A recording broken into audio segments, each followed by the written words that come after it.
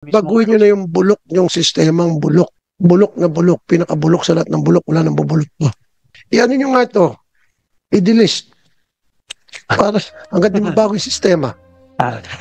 Ikaw palang pagdating doon, iba na, hindi lang pala bungalow, kundi hanggang third floor ang kanyang linisan. Hindi lang pala tatlo ang kanyang alaga, kundi 8 pa. Tapos meron pa mga special child o PWD na alagaan. Pinabasos na kami.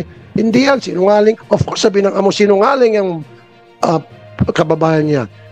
Karamihan sa inyong agency, once nakuha niyong pera, wala na kayo pakialam sa ating OFW. Kumita na kayo eh.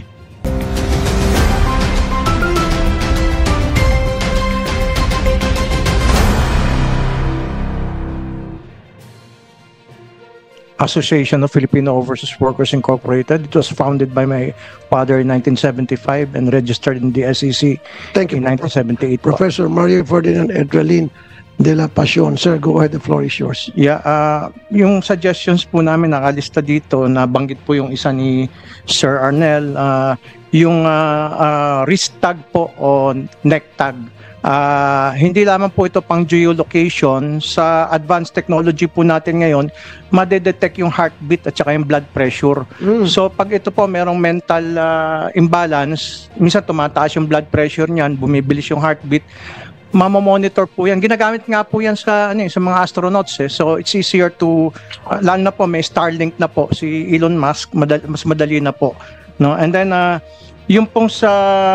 na po. So, DMW, ginagawa natin. Actually, nabanggit na rin po yan in the past, yung GPS na tinatawag.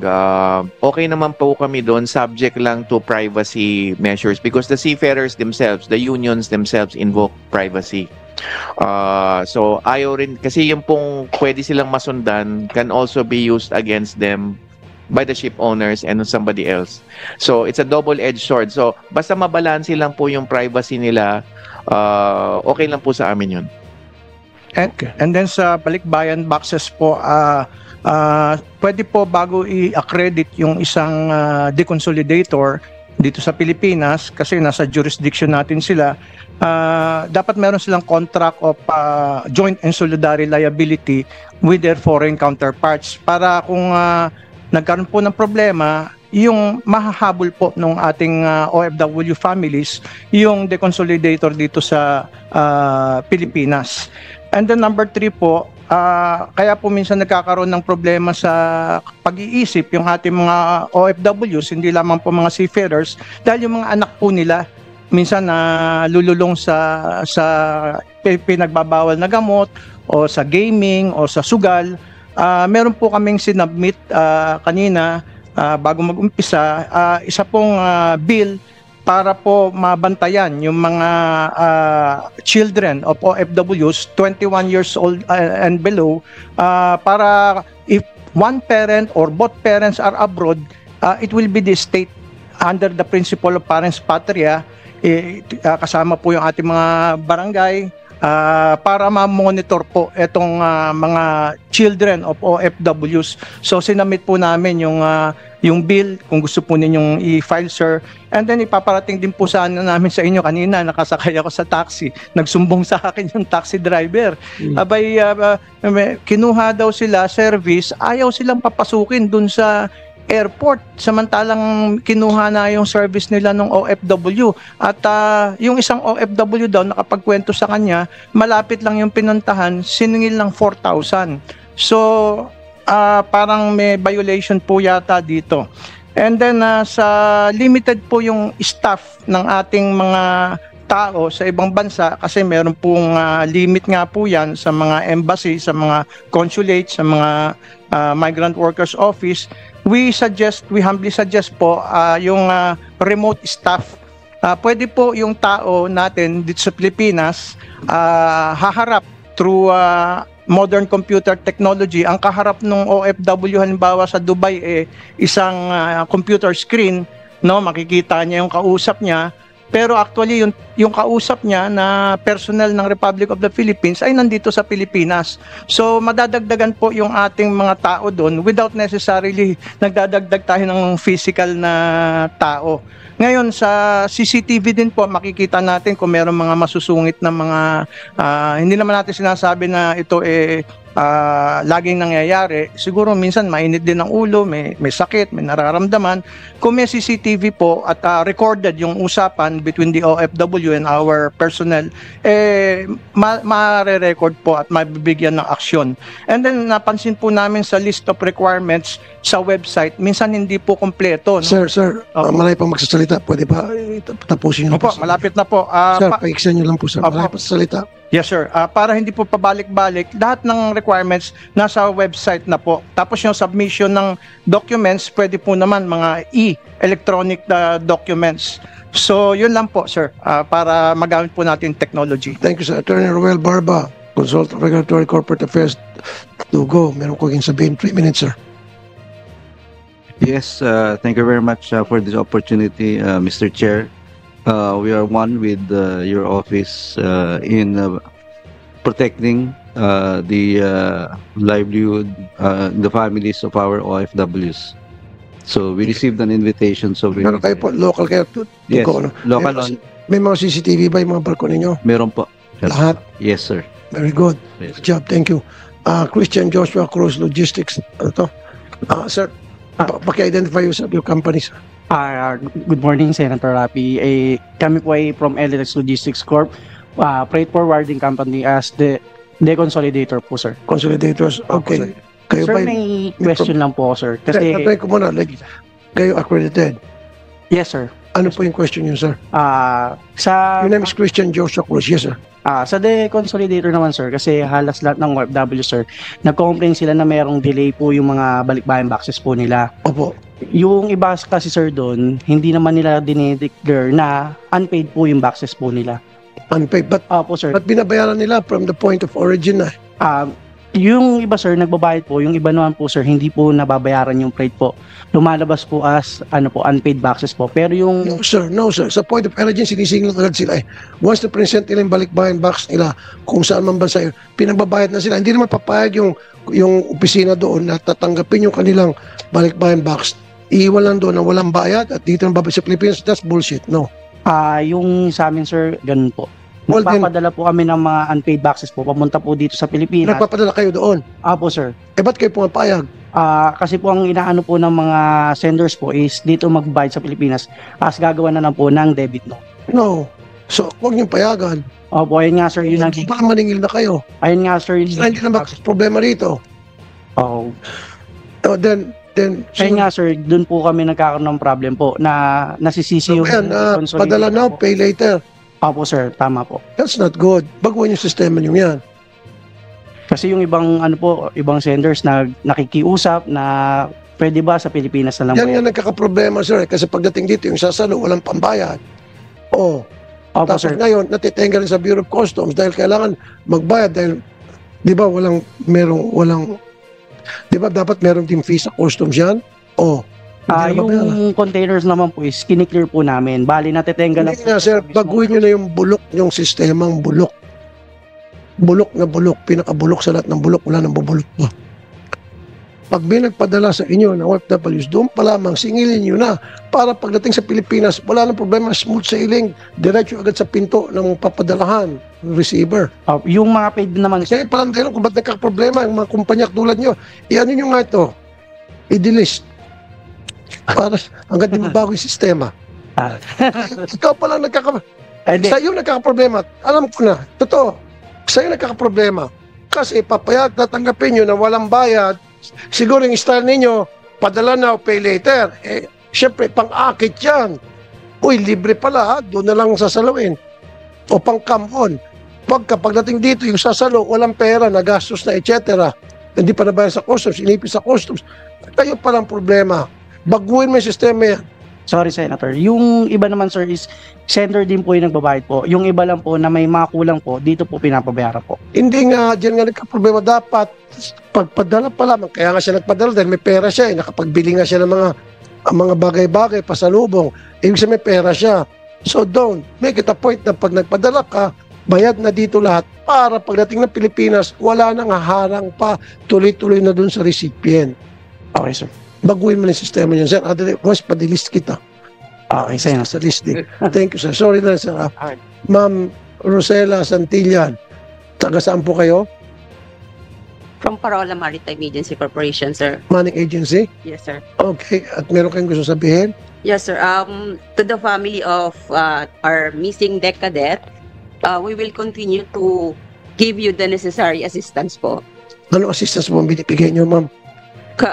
We have done po financial assistance just last month. Financial. Yes po. Kanino po? Sino binigay niyo? Kay Miss Salvacion Bobilis po. Salvation. Yes. Totoo naman po, nagbigay. Okay, very good. Thank you. Okay, kailan mo, Yes, sir.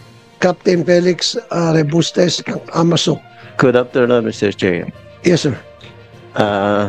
Mr. Chair, Secretary Kakdag, and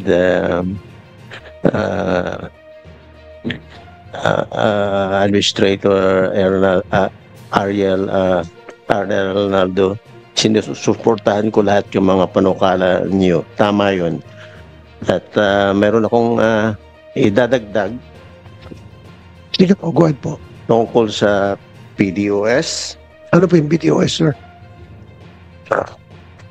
Ang PDOS ay pre-departure orientation. PIDOS. PDOS. Okay, PDOS. PIDOS. Okay, sige po. Ang maganda sigurong ay dadagdag doon ay kailangan isama natin ang pamilya sa pag-conduct ng ating PDOS, pre-departure orientation seminar, bago umalis isang OFW, para na malaman natin ang trabaho ng tatay, nanay, kapatid nila, kung gaano kahirap ang pupunta. Okay, so in short, sir, kung gusto nyo mangyari, sana isama sa PIDOS. sa Pinas. DMW, is that possible? Sa PIDOS ng bawat seafarer o OFW, kasama yung family, as opposed to yung OFW lamang? Yes, that's already being done, Mr. Chair. But dito yan lang lately. So we will file a report on kung gaano kalawig na ito na. Yes, kasama po na yun sa... Magandang report niya. Dapat Yes, kasama yes. para malaman Yes yung po, family. yes po. Yung maging buhay ng OFW, ng pamilyang OFW na doon at ano yung maging trabaho, etc. Helps. So okay tayo. Yes po, yes. Ginagawa niyo na po, Yes. gagawin pa lamang. Ginagawa na po, pero I don't think hindi siya ganun kalaganap. So we will have to, it's a work in progress. No? Gawin po natin Lalaganapin pa ho natin. Gawin po natin laganap. Okay. So okay na May isa pa, Mr. Chair. Yes, sir. Yes, sir. Isama na rin natin yung barangay doon sa 27 regions. Bakit mo barangay? Maglagay ng desk ang OWA malapit sa barangay sa region. Mag-register ang mga paalis na mga OFW para madali natin matrace ang isang OFW pag nagka-problema, para mabilis nating ma-actionan ang problema at matugunan agad-agad ng DMW. Sorry, sir. For me, parang dagdag lang layer of red tape yan. Dadaan pa sa barangay chairman. Pwede naman dumiretso na sa DMW, pwede naman dumiretso na sa OWA. Hindi, isang desk lang naman lagay doon sa region. Parang madali natin matitrace May yung... opisina, di ba? May opisina ng OWA at sa DMW sa mga region. Meron naman po, but we're already working on this, Mr. Chair. Meron na mga lugar, halimbawa sa Laguna at sa Sa Negros barangay. Occidental na may barangay level. I think what the good captain means is may matatakbuhan yung mga pamilya at the most grassroots level as possible, which is the barangay. Hindi na sila kailangan magpunta sa munisipyo o sa ano. But we're already Correct, working on correct. this with the IRG. Para madali natin Mr. Chair. matrace. Siguro mag-hire kayo ng additional staff kasi ilang bang barangay meron. So, Yes just po. imagine, sa isang probinsya, kung meron 50 barangay, so 50 manpower yun. Ang estilo namin, Mr. Chair, pag barangay level na, capacity building na po. So we have a person sa regional provincial level Pero pag city, town, or probinsya, barangay, nagte-train na po kami Okay. para yung tao ni kapitan o tao ni mayor ang magmaman doon sa desk. Okay, so Ito ang style namin. tao na mismo ng LGU Yes po, na yan. iti-train ninyo. Na nakaduktong na po sa amin, nakakonect na sa amin. Saan nyo po magagaling yung budget, pambayad, sweldo, Sa training. May pondo po kami kung sa training, capacity building. training? May pondo po Then, kami doon. Okay yun. Kala ko kasi manggagaling pa Yes. mismo, pull out ng mga tao sa DMW, parehasahin doon. Pero kung galing na mismo doon, na Yes, iti-train, yes. maganda po yung sinabi niyo po, Chairman. Uh, So, ginagawa niyo na po yung ganung programa. Yes. Sen, in fact, we were planning to invite you in one of our help desk launches. Napauna na lang, but in the future, we will invite you para makita niyo po yung training na sinasagawa natin at yung mismong help desk na itinatalaga at the barangay level. Baka pwedeng masimulan kay Cap Ellie. Yes. That's all. Thank you, Mr. Chair. Thank you so much, Mr. Chair. Actually, sa barangay ko, na-implement ko na yung GMAC, Gabay ng Mamamayan Action Center, last February of 2024. Nakipag-tie-up ako sa different agencies. But now na nagkaroon ng magandang suggestion, so I think magkikipag-usap ako kay RD, Attorney General Laceda, para sa ganitong situation po. Thank you so much. And if you need additional budget for that, Secretary Kakdak, ako kaya kong ilakad yan para madagdagan kayo. Oh, Para yes. doon sa help desk sa mga barangay. Mr. Chair, definitely kung budget lang po ay kailangan po namin. Kasi halimbawa po, bagamat we can capacity build, maganda rin po talaga na may tao kami at the most grassroots level possible. Of course, baka yung Yes. barangay nga sobrang dami na, pero baka pwedeng maabot namin provincial level man lang o city municipality level. May DMW na tao mismo. Nakatuwang yung mga tao ni Mayor Peso o Peso Manager o sino pa man Yes. doon. Na iti-train natin. Yes. And then ako po, pwede ko kayo ipaglaban pagdating sa Senate Budget Deliberation na madagdagan ng budget for that purpose ang DMW. Ang isang maganda rin po doon, Mr. Chair, ang plano sana namin, we will hire former OFWs. Yun yung importante. Halimbawa. Dapat OFWs din. Opo, so Former halimbawa siya OFWs. po ay nakauwi na ng San Roque, Albay. Siya na rin po ang kukunin naming tatao doon sa help desk sa San Roque, Albay, yung former OFW na yun. Yun po magandang plano ho namin. Okay. Meron pa tayong dollar ito? Do we have? Yes, sir. Okay. Napag-usapan ito during the last hearing and I would like to talk about it again. Marami tayong mga OFWs na after several years na napagtrabaho sa abroad and then bumalik na sila rito and sila ay nasa 40s or 50s and they still want to work, hindi sila nakapag-save dahil naubos sa pamilya niya. Nahirapan silang humanap ng trabaho dahil may edad na. So nagkakaroon ng age limit. I want that taken off. Gusto ko yung mga OFWs natin pagbalik dito at malalakas pa sila, give them work, allow them to get work.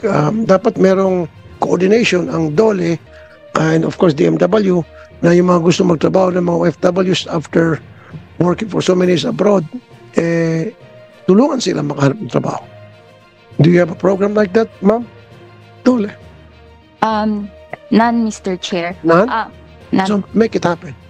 The DOLE stands ready to support government's effort in connection with the repatriated OFWs through its existing set of programs interventions, sir. The DOLE can provide a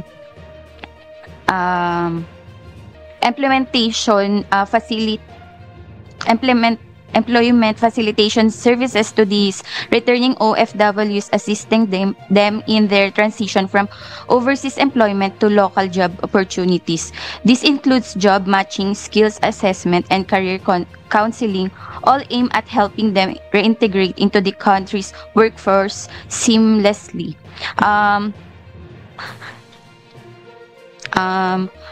For the program interventions of DOLE, such as PhilJobNet, the Philippine government's free online job and applicant matching system, which aims to fast-track job seekers' search for jobs and employers' search for human resources. Another is PESO Employment Information System, a database of active manpower supply containing the profiles of all persons and employers registered under the... Okay, ma'am, sorry ma'am, pinahaba mo lang. Sabi mo lang doon, okay na ako doon, wala. So DMW, pwede pa tayong gumawa ng programa in coordination with the even local government and then the DOLE na sinabi ko mga OFWs natin na malakas pa kahit na may edad na bigyan priority sa trabaho. Yes, of course, Mr. Chair. Mr. Chair, can I report na kahapon lamang, actually hindi ko sinasadya, umiikot lang ako sa office, nakasalubong ko yung hit kumulang 30 na na-hire po natin who will man our contact center sa ground floor. Sila yung mga former OFWs at karamihan po sa kanila may aminin ko man o hindi, may edad na. So nakahalubilo ko sila. So ongoing po ito at the DMW level. Andito si Asik Benny Legaspi. May edad na po si Asik Benny Legaspi. Pero rest assured, Mr. Chair, we are one with you in your objective. The short answer is yes, Mr. Chair. Thank you. At sila pala, Tole, hindi lamang sa mga OFWs na coming back after completing the contract, maski na mga nandito na may mga nasa 30 years old, 35 years old, na gusto magtrabaho. Kaya lang, nadideny sila dahil matanda ka na Gusto namin bata. Tingnan mo sa mga fast food, puro mga 20, 21, 22, 23. Wala kang makita ng mga 30s, 40s. Dapat through DOLE, kausapin nyo siguro lahat ng mga companies, mga fast food na bigyan opportunities. Ito may mga edad na mga kababayan natin nandito, imbis na mag-abroad sila, at least maiwan sila dito dahil may business, may work opportunity pa rin sila makapagtrabaho, hindi sila mapapalay sa kanilang pamilya. So they don't have to go abroad. Di ba? Yes, sir. We will the DOLE continues naman po to advocate the non-discrimination regardless of the age or race po. Magbisita ka niya, sa SM. May makita ka ba sales lady sa SM na 40 years old, 50, lahat ng mga sales lady sa SM, 25, 20, pag 30, sinisipa na raw. Wag. Pag sabihin yung SM na yan, hindi lang, Robinson, lahat ng mga malls, mga sales lady nila, maglagay din naman ng mga edad. Kasi kaya alam ko naman, kaya silang nalagay ng mga bata para maganda, para mang-akit ng mga customer, mga gwapo, para matukso, magbili, kahit na hindi kayo nang bumili. No, dapat maglagay sila, alisin natin age discrimination. Make sure, although I know we have a law against age discrimination at work, pero yung iba sa atin, pag sa pa lang, resume, pag nakitang may edad na, hindi na tinatawagan. Dapat ko akong tatanungin, i-require itong mga company na at least merong nasa edad na ng mga employer, na mga employee, hindi pwede lahat puro 20 years old, 25. Dapat may mga 40, may mga 50, gano'n. Mas malalakas pa. That is something that you have to study sa susunod na hearing, siguro sa DOLE hearing, hindi na sa DMW DOLE, which, Vice Chairman, pag-usapan natin yon. And be ready. Magpadala ka o ikaw na mismo at be ready and be prepared for that. Okay? So unless yung mga gusto pong magsalita, may gustong and your name, ma'am, identify yourself po. Yes, Senator, I'm Ms. Johanna Buhion po of NYD International Placement Agency. Kami po yung nag-deploy po kay Ms. Marsa Sahibal po. Gusto ko lang pong i-update na sa oras na po na ito ay si Ms. Yung nalabi po ni Ms. Sahibal po ay nasa Zamboanga na. At mamayang gabi po ay kanyang biyahe po mula Zamboanga, barko po papunta po sa kanyang tirahan sa Paticol, Sulu po. Gusto ko lang din i-share, Mr. Chair, yung challenges na encounter namin during our coordination po para ma-expedite po yung repatriation po ng labi po ni Ms. Sahibal. Actually, nagpapasalamat nga po kami sa programa ninyo, Senator. Kung hindi po dahil din sa programa ninyo, hindi rin po namin malalaman yung action taken po ng MW Alcobal po. Actually, nung nalaman po namin ang case na po nakaagad na ito, nang naibalita po ito sa amin ng aming FRA, kaagad-agad po ay sumulat po kami sa MW po para makipag-coordinate po sa kanila at magkaroon po kaagad ng investigasyon at mga nararapat pa pong mga action po na pwedeng gawin. Nakakalungkot nga lang po na simula po nung January 13 po na sumulat po kami, wala po kami nalaman na pakikipag-usap po sa atin namin yung action na po na yan ay dun po sa inyong programa na nagsagawa na nga po siya ng audit, ng autopsy, at siya na rin po nangako na i-expedite po yung repatriation. At kami naman po ay nagpapasalamat dahil naging madali po yung repatriation. Gawa ng naririnig nga po natin sa iba na halos tumatagal talaga po yung pagre-repatriate ng nalabi. Pero dahil po sa intervention din po ninyo, Senator, naging madali din po yung aming pakikipag-coordinate din po. At noong February 6 po na nakatanggap po kami ng repatriation notice po sa DMW, saka pa lamang po nag-reply ang MW Alcobar po sa amin na yun nga po ay nasa ilalim na po ng investigation. At after that po, wala na rin po kaming na-receive na any updates po simula po noon. Kaya ang pakiusap lang po sana namin sa mga katulad po naming agency na ginagawa naman po namin yung aming makakaya para i-monitor po yung aming mga manggagawa at kami po ay kumikilos ayon po sa bounds at protocol po na inilatag po sa amin ng DMW. Sana po yung ating mga government agencies din po na counterpart po natin, lalo na po sa MWO, maging active po sana yung kanilang response po sa amin, maging sa email man o kaya ito ay maging sa chat po. Okay. Yun lamang po sana, Senator. Okay, sige po. So, would you like to answer that? Kung ang tanong po ay bakit matagal magresponde yung aming MWI, I will investigate this matter and hold anyone accountable. I know for sure na mabilis kami sumagot sa aming mga welfare cases together with the OWA. Pero kung mamarapatin ninyo, Mr. Chair, ibabalik ko sa ahensya. Kasi you have the primary responsibility. You know the OFW on the ground and the employer on the ground. So I'm a little surprised na you are seeking information from us about what happened when you could have very well known what happened, and you could probably have provided us information through the overseas welfare monitoring system. So I'm having it check whether you indeed made reports there and informed us. So right back at you, ma'am. So we will check our people and we will conduct an investigation on you. If I may answer po, Secretary, actually po in terms of monitoring po sa OMS, ito po ay naka-report po talaga. Kami po ay sa aming ahensya po sa NYD po, pagdating po sa monitoring po talaga, makikita niyo naman po sa system po, ito po ay naka-report na po. At bibigyan ko lang din po kayo ng background.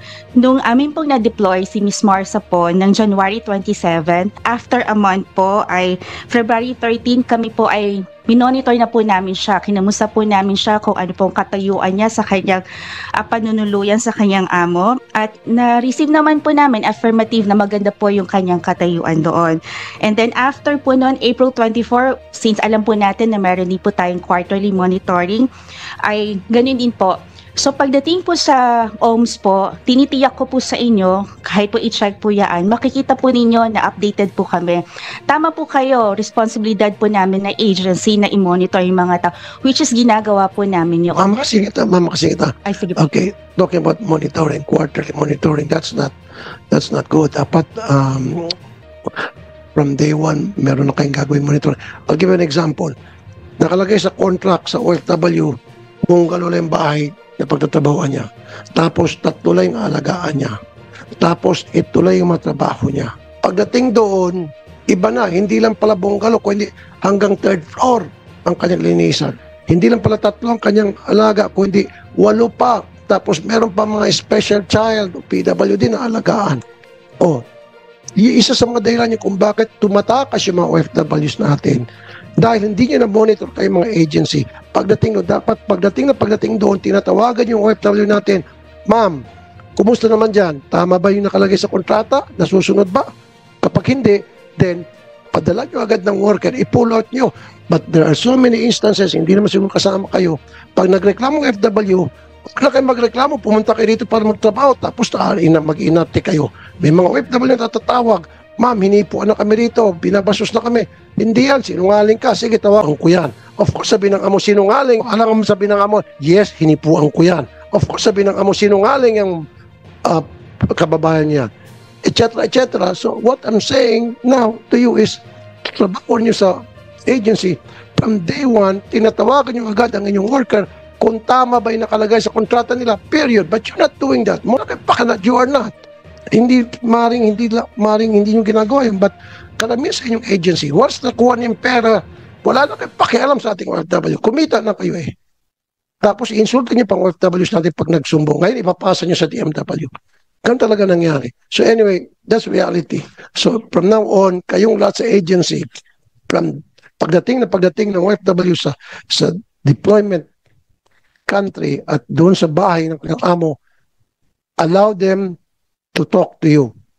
At ang nangyari pa, kinukumpis kayong passport. Nangyari yun. So dapat agad-agad tawag kayo doon sa amo. Anong dating mo araw dyan, Ma'am Maria? Ma'am Maria, o dumating ka ng alas 3 ng hapon. O, nasusunod ba kontrata? Pag sinabi ng DMW ng OFW, hindi. Aba, red flag yan.